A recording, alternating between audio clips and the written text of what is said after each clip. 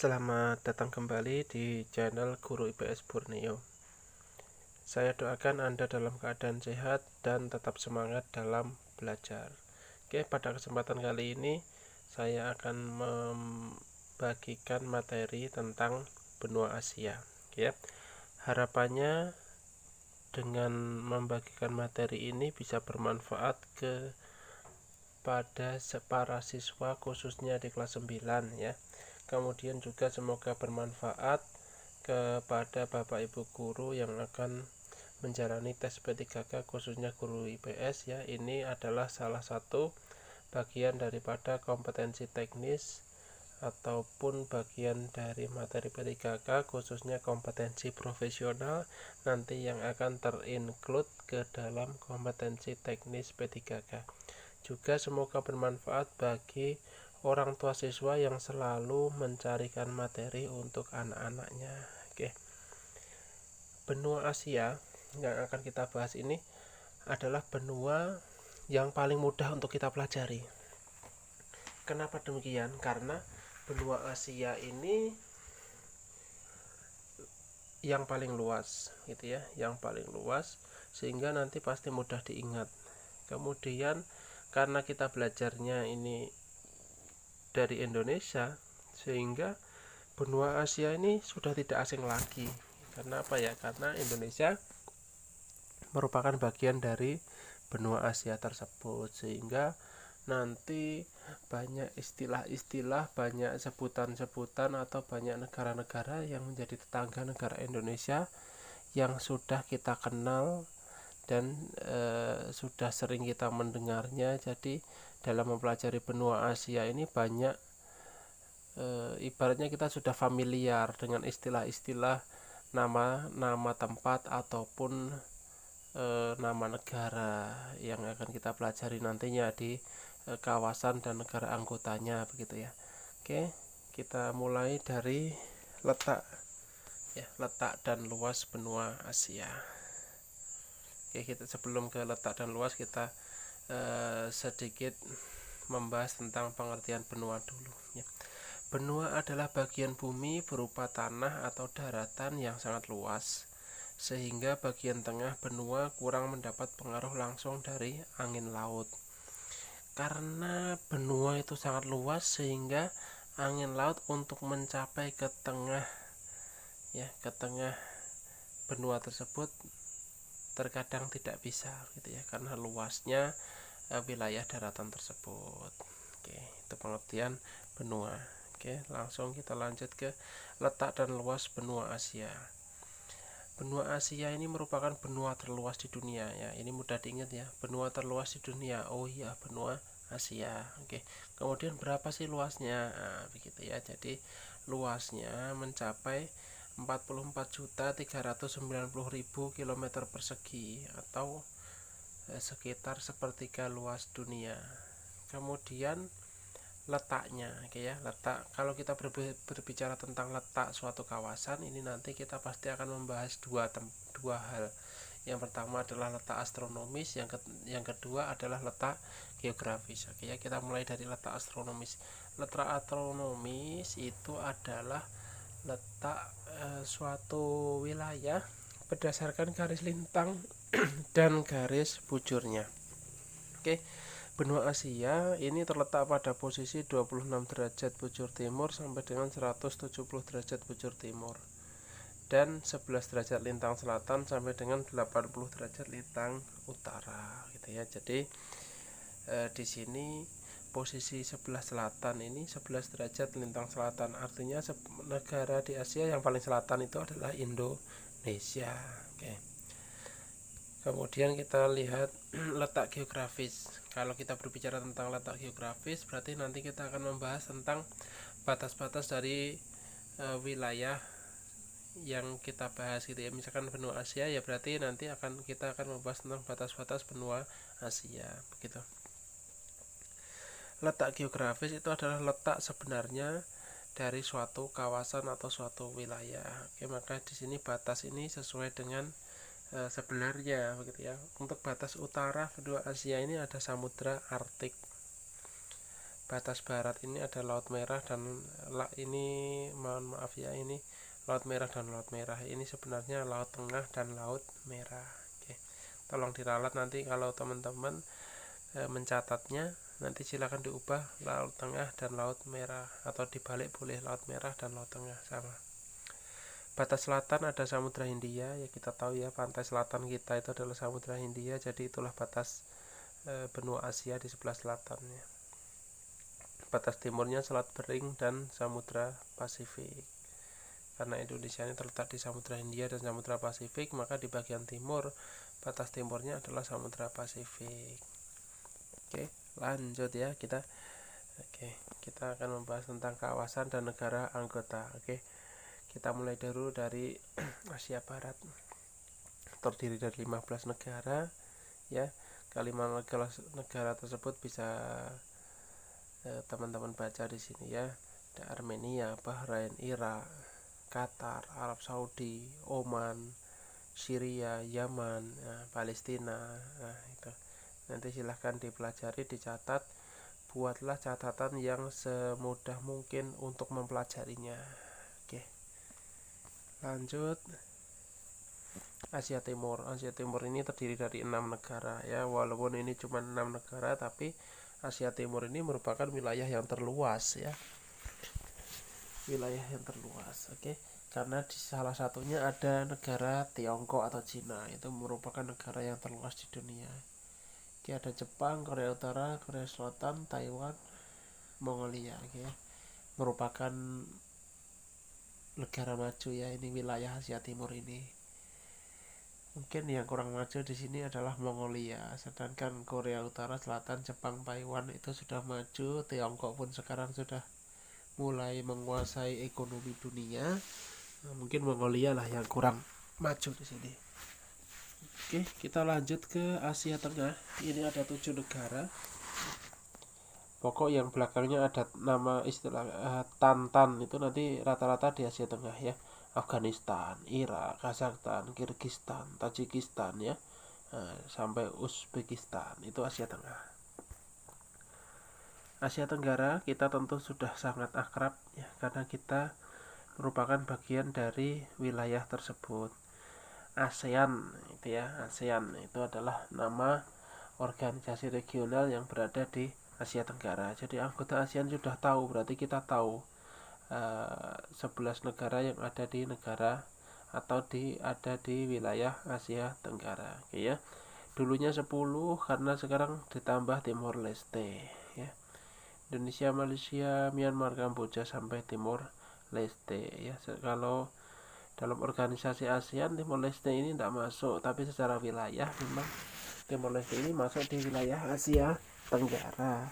Kalau di ASEAN memang belum masuk ke ASEAN karena ada beberapa negara yang memang tidak menyetujui kalau Timor Leste ini masuk ke dalam organisasi ASEAN. Oke, kita lanjut ke Asia Selatan. Ini ada 7 negara. Ya, di sini mungkin yang paling terkenal adalah India begitu ya, yang sering masuk ke berita. Kemudian ada banyak karya dari wilayah tersebut yang mudah kita kenal. Oke, kita lanjut ke iklim. Oke, iklim di sini kalau Asia ini anggap saja Indonesia bagian dari Asia. Jadi apa sih iklim yang ada di Indonesia? Nah, itulah yang ada di benua Asia. Gitu ya. Kita mulai dari yang pertama dulu, iklim tropis. Curah hujan dan suhu tinggi sepanjang tahun, berpengaruh di Asia Tenggara dan Selatan. Gitu ya. Ini tropis ini memang rata-rata di Indonesia ya, rata-rata di Indonesia beriklim tropis. Oke. Kemudian yang subtropis ini ditandai 4 musim, yaitu panas atau bahasa Inggrisnya summer, dingin, winter, gugur, autumn, semi, spring. Ini berpengaruh di Asia Timur, entah itu di Jepang, Cina, Korea. Nah, itu beriklim subtropis. Kemudian iklim kontinental itu dipengaruhi oleh daratan yang luas. Ini berpengaruh di Asia Tengah ya. Jadi mempunyai wilayah yang sangat luas, sehingga ini wilayah tersebut mempunyai iklim kontinental. Kemudian iklim gurun ini yang sering muncul dalam soal itu, yang menjadi ciri khas dari iklim gurun ini adalah variasi suhu yang sangat ekstrim, di mana siang itu sangat panas, sedangkan malam itu sangat dingin, bisa di bawah 0 derajat. Oke, kemudian curah hujannya rendah, ya jelas saja ya, namanya cuaca gurun berarti kan curah hujannya rendah. Kalau curah hujan tinggi mungkin nggak jadi gurun, tetapi menjadi sebuah hutan begitu ya, karena kalau curah hujan cukup ataupun tinggi, otomatis tumbuhan yang ada di wilayah tersebut sangat subur, tidak mati kemudian gersang. Kemudian iklim gurun ini berpengaruh di wilayah Asia Barat. Oke, kita sekarang menuju ke kondisi alam. Oke, kita kondisi alam, kita langsung masuk ya, langsung masuk ke pegunungan lipatan muda yang memanjang dari Laut Tengah, Turki, pegunungan Kaukasus, Iran, India, Cina, Malaya, Indonesia, dan berakhir di Laut Banda ya, pegunungan ini ya, Sirkum Pasifik. Kemudian plato tua yang meliputi plato Arabia di Arab. Nah, ini sering ditanyakan ya, plato Arabia. Kemudian plato Dekan. Kalau plato Arabia itu ya pasti di Arab. Nah, biasanya kalau ditanyakan plato Dekan ini banyak yang bingung. Kayak plato Dekan ini ada di India. Kemudian dataran rendah utara yang meliputi Siberia dan dataran Turan.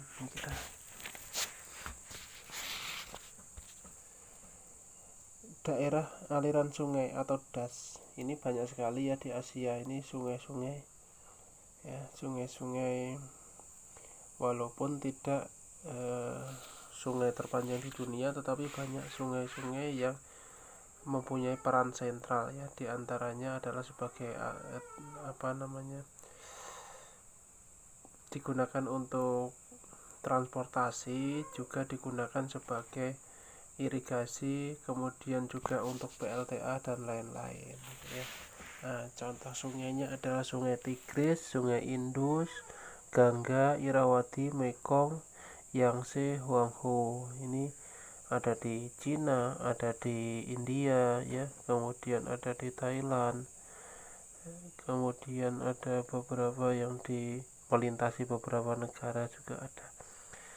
Oke, kemudian gurun ada juga ya, gurun ini meliputi gurun Gobi di Asia Timur, gurun Thar di antara India dan Pakistan, dan ada gurun Rub al-Khali itu di Arab Saudi. Oke, lanjut kita ke tata air. Kita akan membahas 5 sungai yang terpanjang di Asia ya. Sungai yang terpanjangnya adalah Sungai Yangtze, panjangnya 6.300 km, terletak di negara Tiongkok. Wajar ya kalau ini berada di Tiongkok, karena Tiongkok pun luasnya, wilayahnya sangat luas, sehingga kalau mempunyai sungai yang panjang itu wajar. Kemudian yang kedua adalah Sungai Huanghe, sering disebut Sungai Kuning. Ini panjangnya 5.464 km dan terletak di Tiongkok juga, di Tibet, negara Tiongkok. Jadi sudah wilayah Cina ini sudah mempunyai 2 sungai yang sangat panjang. Oke, yang ketiga ini Sungai Mekong, panjangnya 4.909 km. Sungai ini melintasi beberapa negara, Kamboja, Laos, dan lain-lain. Sungai Lena panjangnya 4.400 km ya, terletak di daerah perbatasan benua Asia dan Eropa. Berarti ini ada di sekitar pegunungan Ural, karena merupakan batas benua Asia dan Eropa. Kemudian ada lagi Sungai Irtis, panjangnya 4.428 km ya, terletak di negara Kazakhstan. Oke. Kemudian ada juga beberapa danau di Asia.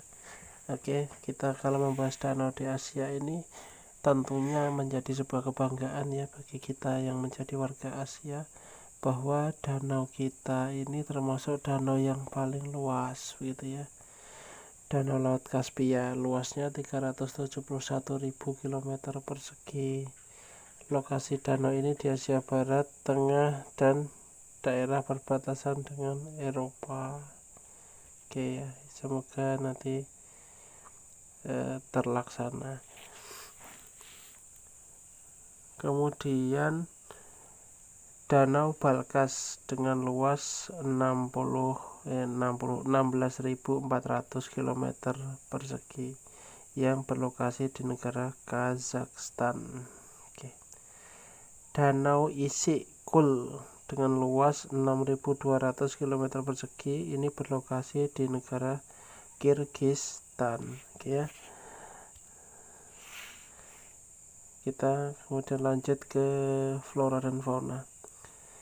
Di sini nanti hanya disebutkan secara umum ya, kita gabungkan antara Asia Barat dan Asia Tengah yang mempunyai kemiripan flora dan fauna. Oke, flora yang ada di Asia Barat dan Tengah itu antara lain Haloxylon, itu floranya, berarti ini tumbuhannya.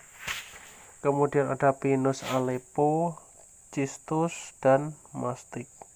Untuk faunanya ada banyak juga, ada unta, gazel, kucing pasir, dan jakal. Oke. Kemudian untuk wilayah Asia Timur, tadi kan udah ada Barat Tengah, sekarang Timur. Floranya pohon ek, kemudian palem, bambu, dan magnolia. Untuk faunanya yang terkenal dari wilayah Asia Timur adalah panda. Kemudian Asia Selatan dan Tenggara. Oke, Asia Selatan dan Tenggara. Floranya meranti, jati, cendana, karet. Kemudian faunanya ada harimau, gajah, dan orang hutan. Oke, itu tadi akhir dari pembelajaran kita hari ini. Ya, semoga video saya ini bermanfaat bagi kalian semuanya. Oke ya, sebagai bentuk dukungan teman-teman kepada channel saya, mohon subscribe, like, share, and comment video ini.